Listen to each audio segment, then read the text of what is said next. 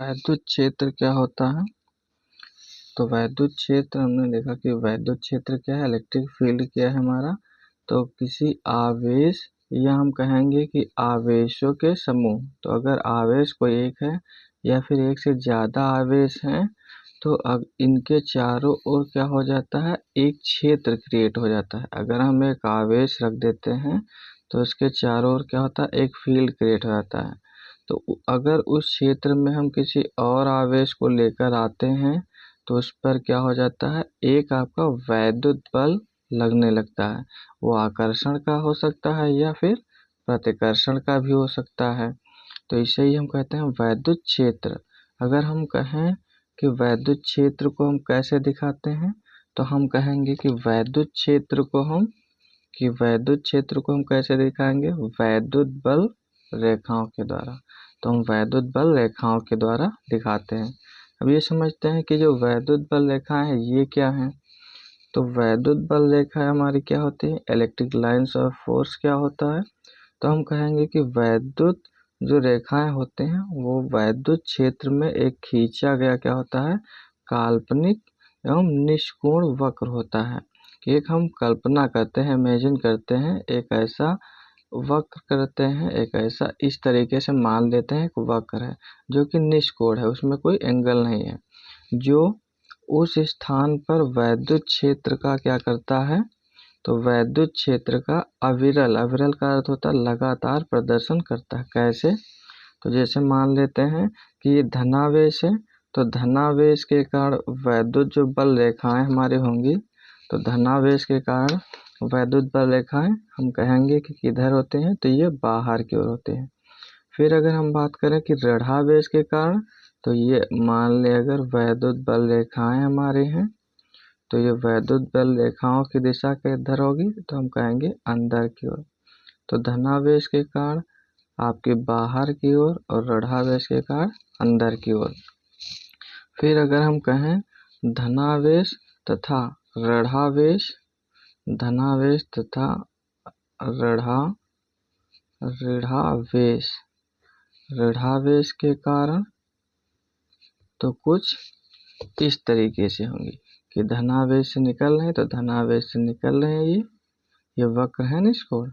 तो ये वैद्युत बल रेखाएं कुछ इस तरीके से धनावेश से निकलते हैं और ऋणावेश पे जाकर समाप्त हो रहे हैं। तो इस तरीके से इनकी डायरेक्शन होगी प्लस से माइनस की ओर, इसी तरीके से और आपकी वैद्युत बल रेखाएं निकलते हुए दिखेंगी। ये रही वैद्युत बल रेखाएं, ऐसे ऐसे ये यहाँ पे आ रहे हैं वैद्युत बल रेखाएं, ये हो गई। या हम और दिखाएं तो अगर समान आवेश को हम रख दें पास पास में, अगर हम क्या करें समान आवेश को रख दें प्लस प्लस, तो ये क्या है, इससे निकलते हमको पता है, तो ये इस तरीके से निकलेंगे, इस तरीके से निकलेंगे। अब समान आवेश है तो ऐसा तो होगा नहीं कि ये आपका इससे इसकी ओर हो, ये भी क्या होगा, ये भी इस तरीके से इससे दूर भागेंगे क्योंकि समान आवेश है, इस तरीके से। तो ये हो जाती है वैद्युत बल रेखाओं का प्रदर्शन। अब हम देखते हैं इनकी प्रॉपर्टी, कि इनकी प्रॉपर्टी भी समझ लेते हैं। तो कहेंगे हम क्या, वैद्युत बल रेखाओं के गुण, वैद्युत बल रेखाओं के गुण, प्रॉपर्टीज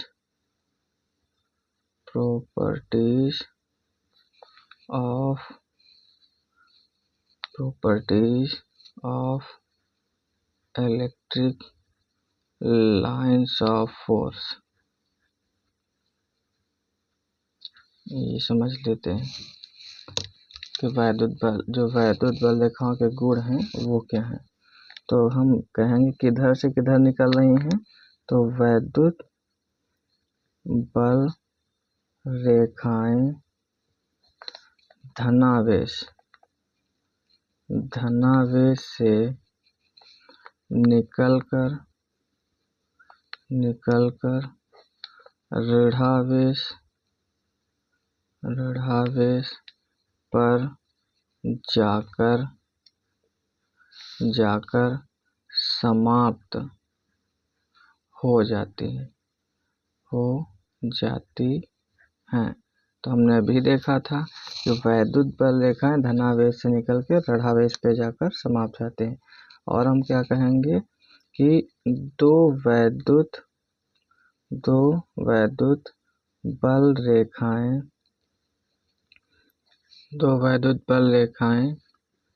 कभी भी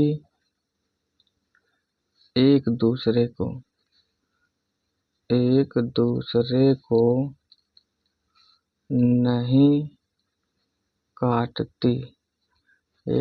को नहीं काटती। अगर ये काटेंगी तो कटान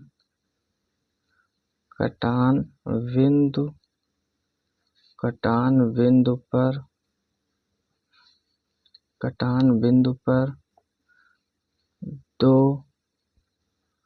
वैद्युत बल रेखाएं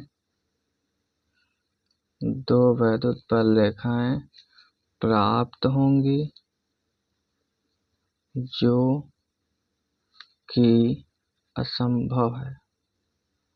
एक और लिख लेते हैं, फिर समझते हैं कि यदि वैद्युत बल रेखाएं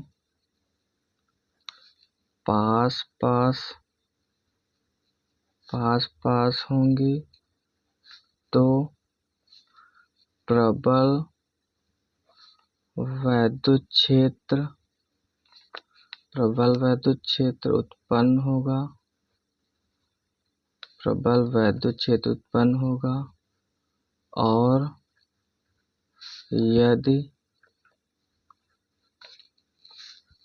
वैद्युत बल रेखाएं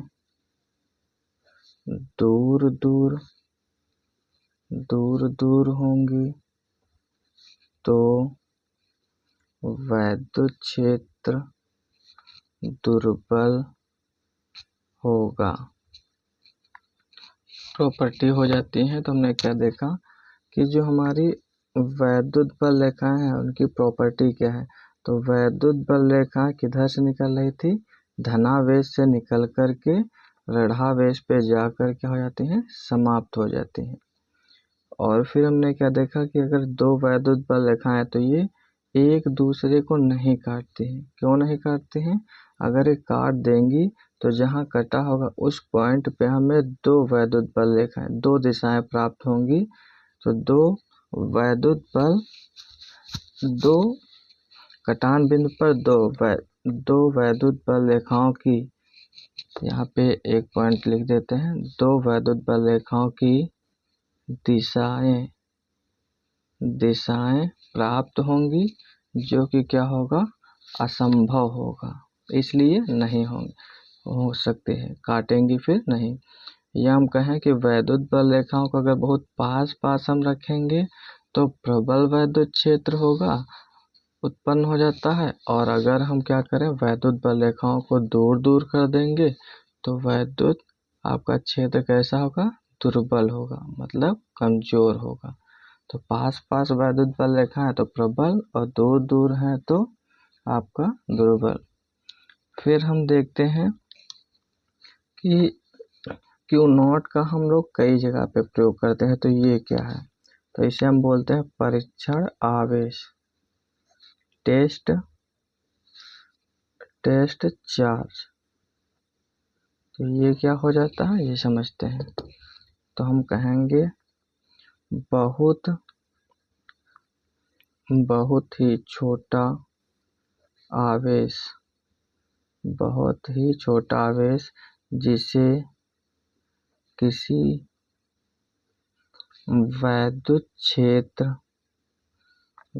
क्षेत्र में लाने पर वैद्युत क्षेत्र में कोई कोई परिवर्तन नहीं होता। परीक्षण आवेश कहलाता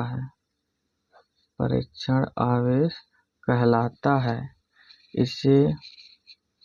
इसे Q नॉट से प्रदर्शित करते हैं। तो हमने क्या देखा कि हमारा जो परीक्षण आवेश है ये क्या हो जाता है, तो एक बहुत ही छोटा आवेश आपका होता है, जिसको अगर हम क्या करें वैद्युत क्षेत्र में, हम कहीं अगर वैद्युत क्षेत्र उत्पन्न है तो उसमें हम अगर लेके आते हैं तो वैद्युत क्षेत्र में क्या होता है, कोई भी चेंजेस नहीं होते, वैसे का वैसा ही रहता है। तो उससे ही हम क्या कहेंगे, परीक्षण आवेश। और इसे हम दिखाते किससे हैं, तो हम कहेंगे Q नॉट से इसे हम दिखाते हैं। अब समझते हैं जो हम मैक्सिमम इसमें यूज करेंगे कि वैद्युत क्षेत्र की तीव्रता, वैद्युत क्षेत्र की तीव्रता। तो इसे हम फार्मूले से भी इसकी हम परिभाषा निकालेंगे और नॉर्मली भी हम लोग जो बुक में देखते हैं वो भी हम सीखेंगे। तो हम कहेंगे कि वैद्युत क्षेत्र में एकांक परीक्षण आवेश पर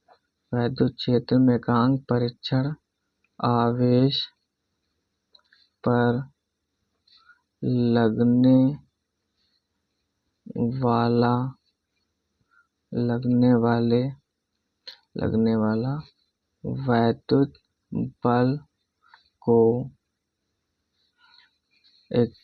वैद्युत क्षेत्र में एकांक परीक्षण आवेश पर लगने वाला वैद्युत बल को वैद्युत क्षेत्र की तीव्रता कहते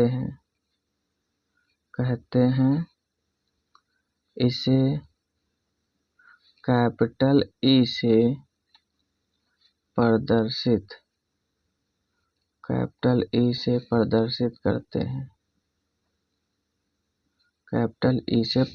करते हैं। तो इसका फार्मूला हम क्या लिख देंगे, तो हम कहेंगे E बराबर परीक्षण आवेश Q नॉट और उस पर लगने वाला बल। तो ये हमने क्या देखा, तो हमने कहा कि वैद्युत क्षेत्र में अगर कोई एकांक परीक्षण आवेश, ये समझ के रखना, एकांक का मतलब एक, तो एक अगर हम मान ले आवेश का मात्रा कूलांक, तो अगर एक मान ले तो नीचे कुछ नहीं बचेगा, एक ही रहेगा, तो ये इसके बराबर हो जाएगा।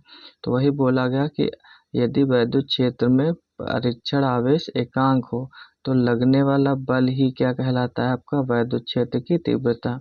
या हम दूसरे शब्दों में समझ सकते हैं, जैसे A अनुपात B है तो इसे हम कैसे लिखते हैं, A/B, तो इसका मतलब होता है अनुपात। तो हम कह सकते हैं कि वैद्युत क्षेत्र में किसी परीक्षण आवेश Q नॉट तथा उस पर लगने वाले बल के अनुपात को वैद्युत क्षेत्र की तीव्रता कहते हैं। दूसरी परिभाषा क्या मैंने बोला, वैद्युत क्षेत्र में किसी परीक्षण आवेश Q नॉट तथा उस पर लगने वाले बल के अनुपात को वैद्युत क्षेत्र की तीव्रता कहते हैं।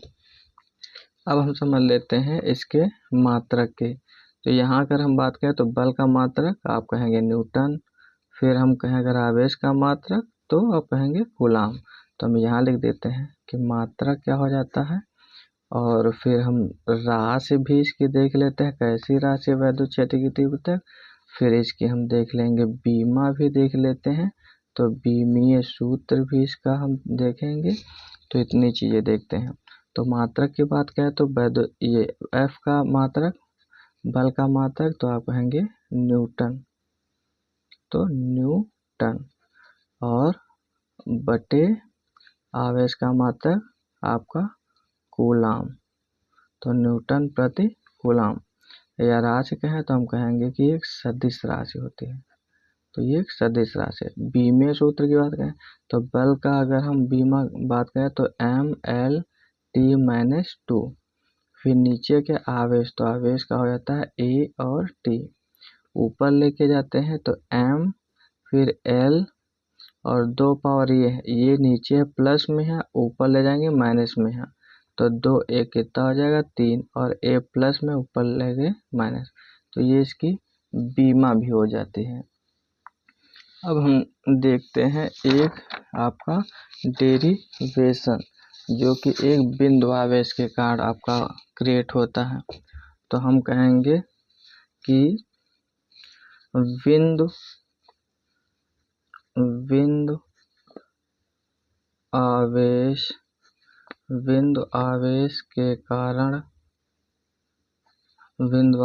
के कारण वैद्युत क्षेत्र की तीव्रता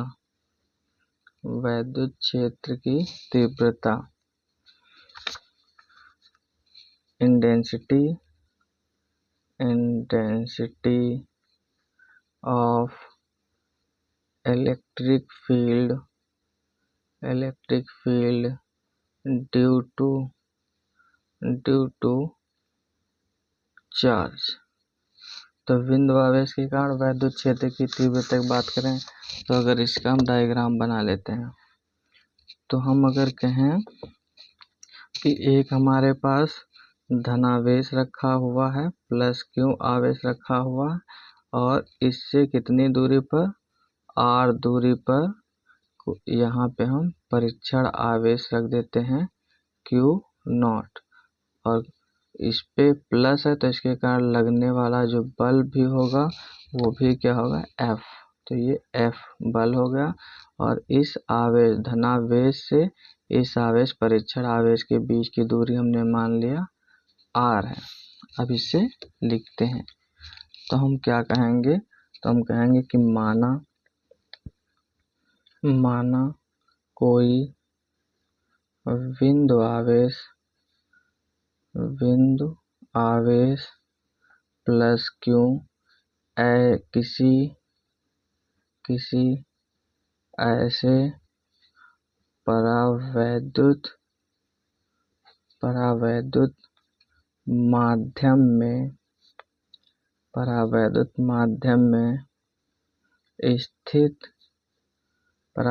माध्यम में स्थित है जिसका परावैद्युतांक k है, इससे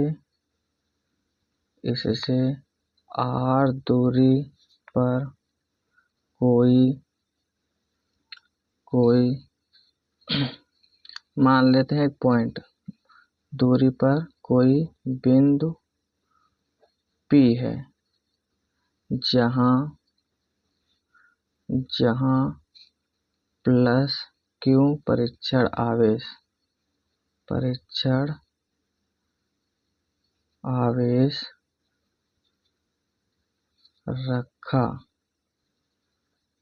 रखा हुआ है,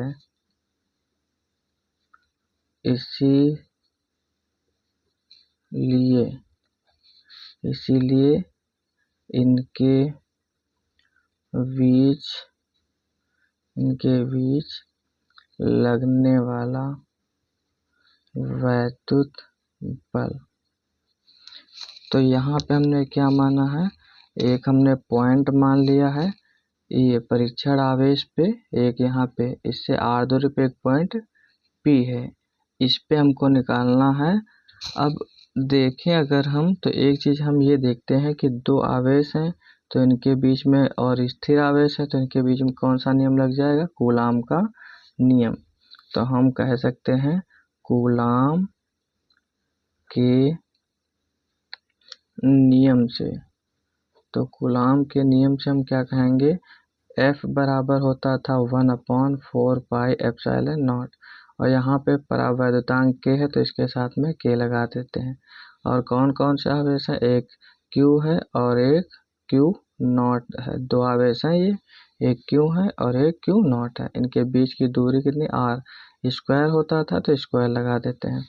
तो F बराबर अगर हम Q0 को नीचे लेके आते हैं तो Q0 बराबर 1/4 पाई एप्सिलॉन नॉट के और इधर कितना बचा Q और नीचे r स्क्वायर, इसे हम मान लेते हैं अभी इक्वेशन फर्स्ट। फिर अगर हम बात करें, अभी हमने वैद्युत क्षेत्र की तीव्रता क्या निकाली थी, तो E बराबर निकाला हमने F/Q0, ये निकाला था। ये हम समीकरण 2 मान लेते हैं, यहाँ पे दे देते हैं चूंकि हमें पता है कि ये फार्मूला होता है। तो अगर हम समीकरण 1 व 2 की तुलना करने पर तो हमने कंपेयर किया है इक्वेशन फर्स्ट और सेकंड। तो हमने देखा कि बायां पक्ष बाएं के बराबर है, तो हम कहेंगे दायां पक्ष दाएं के बराबर। तो LHS हमारा LHS के बराबर था, तो RHS के बराबर होगा।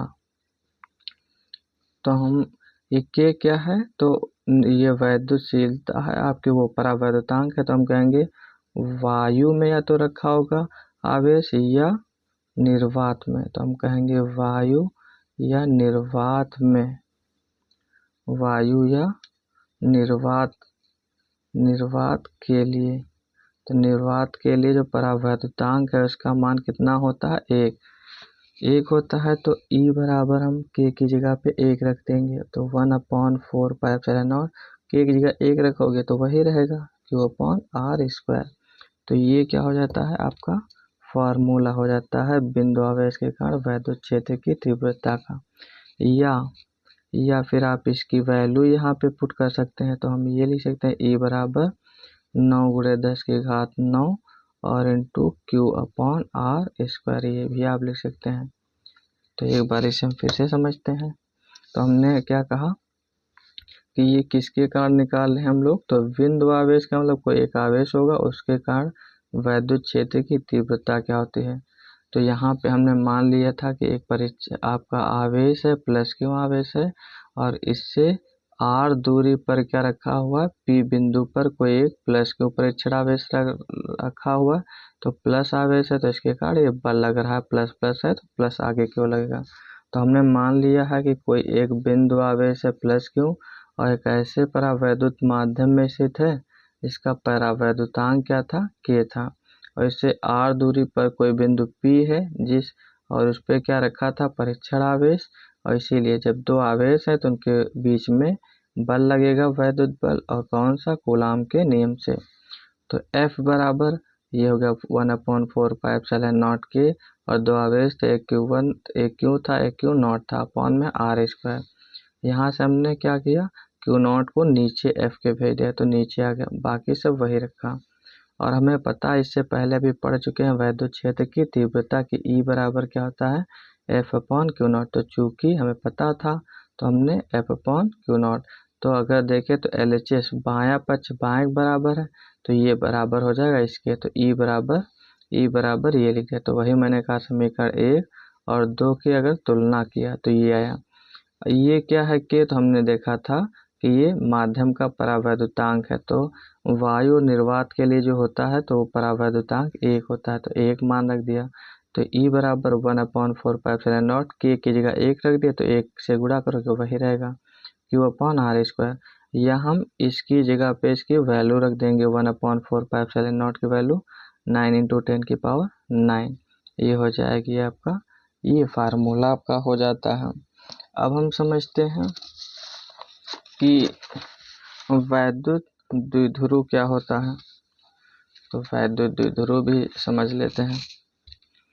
तो वैद्युत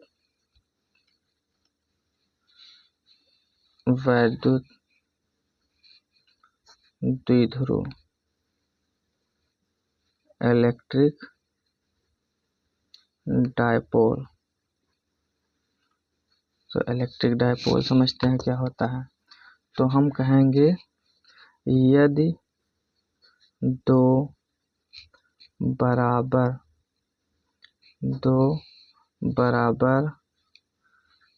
तथा विपरीत आवेश एक दूसरे से अल्प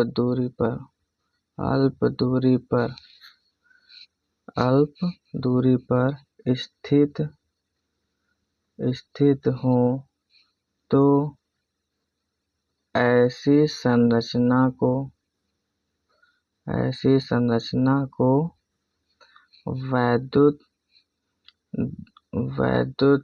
द्विध्रुव कहते हैं। एक डायग्राम के एग्जाम्पल भी इसके लिख लेते हैं, फिर डायग्राम समझते हैं। जैसे HCl H2O कैसे, तो इसमें हमने कहा कि दो बराबर, तो ये हम डायग्राम इसका बना देते हैं। तो ये हो गया आपका दो आवेश ले लेते हैं, एक -q एक +q, ए पॉइंट एक मान लेते हैं, एक बी पॉइंट। तो हमने क्या देखा कि दो बराबर कैसे, जैसे कि एक आवेश ये भी है और एक आवेश ये भी है, तो परिमाण में दोनों क्या है, बराबर हैं। तथा विपरीत आवेश, विपरीत का अर्थ ये है कि एक प्लस में है और एक माइनस में, तो दो बराबर मतलब परिमाण में बराबर है। और विपरीत आवेश का अर्थ है एक प्लस में होगा और एक माइनस में, और एक दूसरे से अल्प दूरी पर रखे हों, तो ये पास में रखें। तो ऐसी जो संरचना बने, ऐसा जो ये स्ट्रक्चर है, इसे ही कहा जाता है वैद्युत द्विध्रुव। जैसे उदाहरण HCl कैसे, तो इसे अगर हम तोड़े तो H+ होता है और ये Cl- होता है, तो इसके ऊपर एक प्लस में आवेश है, इसके ऊपर एक माइनस में आवेश है, तो ये होता है वैद्युत द्विध्रुव। अब हम समझ लेते हैं वैद्युत द्विध्रुव आघूर्ण। वैद्युत द्विध्रुव आघूर्ण, इलेक्ट्रिक डाइपोल मोमेंट। ये क्या होता है, तो हम कहेंगे कि वैद्युत द्विध्रुव, पहले हम इसका डायग्राम समझते हैं जिससे आसानी से हम समझ पाएंगे। तो ये मान लेते हैं कि ये एक वैद्युत द्विध्रुव है, जहाँ पे आपका A एक पॉइंट है, एक पॉइंट B है, एक A पॉइंट एक B पॉइंट है, और इनके बीच की दूरी कितनी है, 2L। यहाँ पे माइनस क्यों आवेश रखा हुआ है, यहाँ पे प्लस क्यों, तो दो आवेश हैं और जिनके बीच की दूरी 2L है। तो वही मैंने कहा कि वैद्युत द्विध्रुव में किसी एक आवेश का परिमाण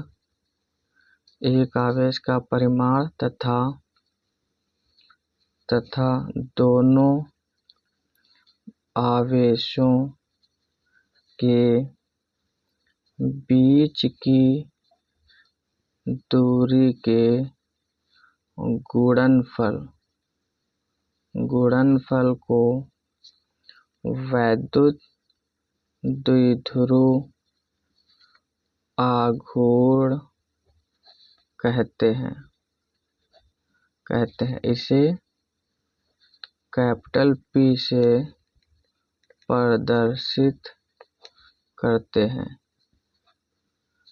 तो P बराबर हो जाता है Q × 2L। तो ये हमने क्या देखा, तो मैंने कहा कि वैद्युत द्विध्रुव क्या है, किसी एक आवेश का परिमाण, तो दोनों आवेश बराबर हैं, एक आवेश ये भी एक आवेश ये भी, तो दोनों में से चाहे जो ले ले क्योंकि परिमाण बराबर है।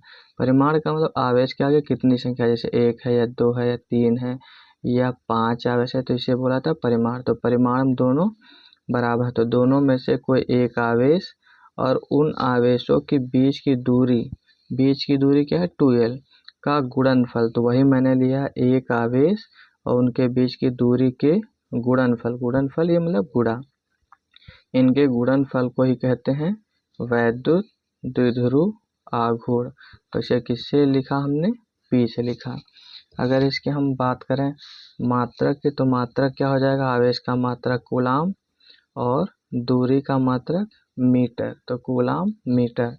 बीमा अगर हम बात करें, बीमा क्या हो जाएगी, तो हमको पता है कि आवेश की बीमा होती है AT और आपकी दूरी के लिए हम लोग L का प्रयोग करते हैं, तो हम कह सकते हैं आपका LAT भी लिख सकते हैं।